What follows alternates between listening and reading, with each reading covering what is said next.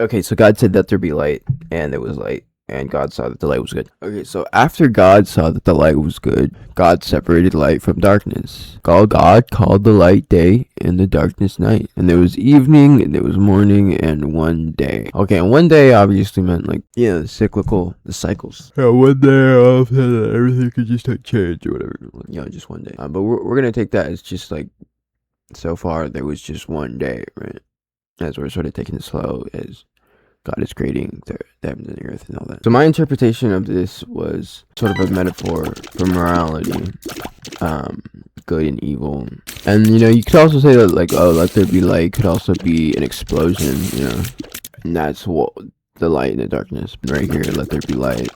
God separated the darkness and the light different. As to say that good and evil is like a spectrum. And it's not just to say that God simply one day said that let there be light, unless you're interpreting that as some sort of explosion, but rather that God said that God saw that the light was good, and therefore he separated it from the darkness. And from there was also morning, and there was evening, which further implies a spectrum as what is morning and evening. It's just different, I guess, like a sort of a mixture of different amounts of darkness and different amounts of light coming from different places.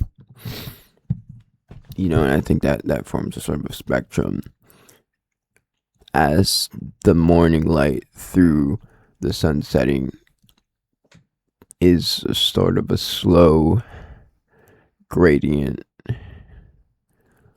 of light in this. Like if you just spend all day looking at the sky one day, it's just a slow, gradual change. And at some point, there's more light than others. So I think that's sort of what this line is to say. In terms of like God just one day saying, let there be light. I mean, I guess if you want to take it like that, sure. But where does our light come from? It comes from the sun. So I think to say like God created the sun after the earth is kind of preposterous. I'm gonna say that this line is more so for spiritual truth, as to say good and evil are a spectrum that were named.